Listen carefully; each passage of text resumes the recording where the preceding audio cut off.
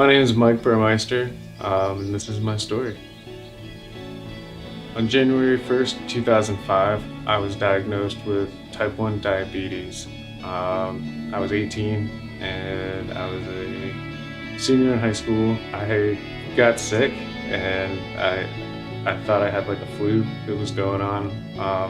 It was like a swine flu or something like that, and I thought I just was sick, but I dropped like 30 pounds in like a week. I ended up in the hospital for 3 days, and I was thirsty all the time. I probably went for like a year undiagnosed. My blood sugar level when I was first in the hospital was 710. I had it for like a year before I knew that I was diabetic. Like I was really tired all the time. I would get really grumpy really easily and irritable. When I first became diabetic, like I didn't really know what was happening. My greatest fear growing up was needles. I remember like walking out of a doctor's office when I was like 5 because I saw a needle and I was like, not for me, I'm out of here.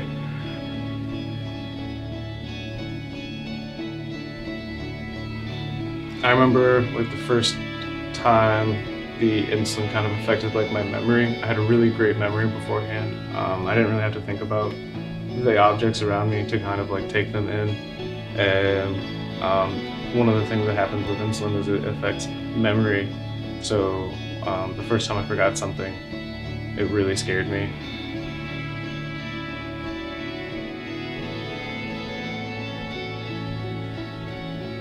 Because of the problems like I had, mentally and physically, especially with like the higher blood sugar levels of being like angry, like I had to learn how to tell the difference between what was an emotional feeling versus a physical feeling, and the idea of like the angriest you've ever been, maximize that to like the extent that you possibly can, and how angry you could feel and feel it physically without any real reason emotionally tied behind it, and having to kind of know how to react to having these physical feelings versus emotional feelings, and kind of taking control over what I was really feeling.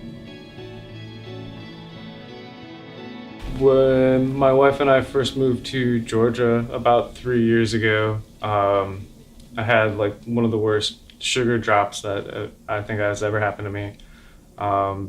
I was just watching TV with my wife and I fell asleep, and the next thing I knew I was like in a closet, and then the next thing I knew I was like on the ground, like curled up, and like all I saw was like the bottom of the doorway to the bathroom with a light in the background, and it was like coming out of a dream or something. And my wife was locked in the bathroom, and I just remember asking like, what is going on? And she was like terrified of me and thought like I'd gone crazy, but I'd gone into psychosis.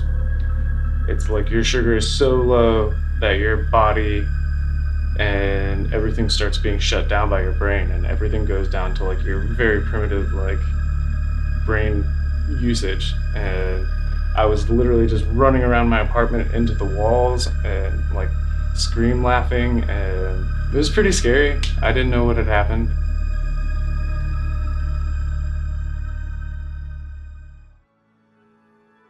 Weather changes how you feel, the heat, different types of things affect most of how it reacts. If it's really hot, my sugar usually drops. If it's kind of cold, I usually stay at like a neutral kind of level.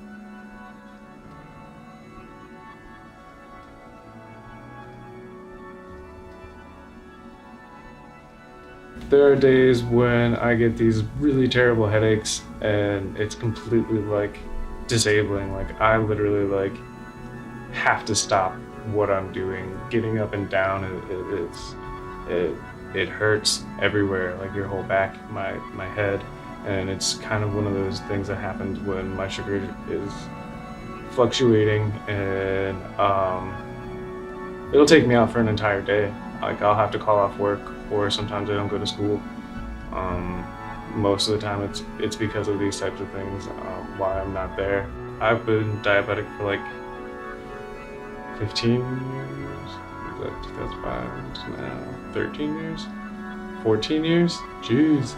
Yeah, I've been diabetic for almost 15 years now, and I've learned a lot. I had to.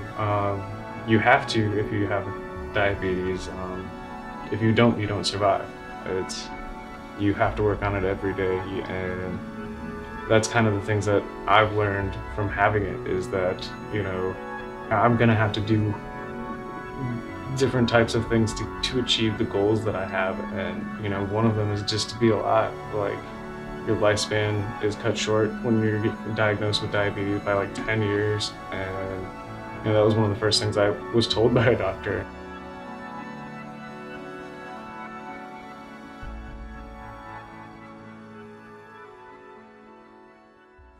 Some people can't do certain things, so when they are able to, it's like I don't know, it's like a miracle in some sort of way to be able to do that again. Like, I always think if I don't have diabetes for the rest of my life and there's like some cure or something one day, like, I can't imagine what it would be like just to eat something and not have to think about, like, what did I just do? Like, how much math do I need to do to figure out what's the next thing to like survive? Communicating with other people, it has become something that, like, I find is one of the most important aspects of my life. Meeting new people and learning about other people and their lives and what's important to them. I feel like sharing our stories to each other is like the most important thing we do as humans.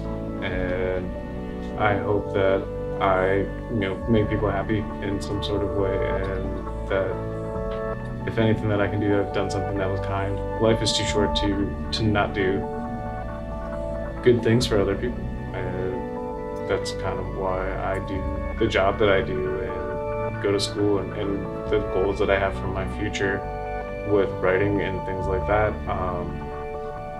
I feel like it's the only thing that like feels right to do from here forward, is to tell stories. And I don't know.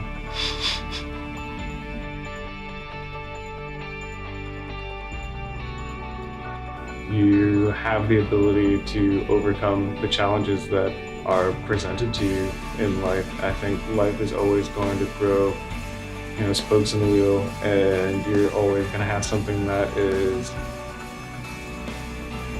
difficult and something that you have to solve, and something that you have to work hard at to become the person you want to be, and not let the things that are difficult define who you are in a negative way. That you can grow from them and not just be harmed by those difficult things. I don't know, it's just this thing that it's a constant hurdle, but in a way it kind of keeps me focused on appreciating the smaller things in life and looking at life, as everything is kind of precious. Being here is a miracle in itself, that like I'm sitting here, that there is technology out there that is keeping me alive.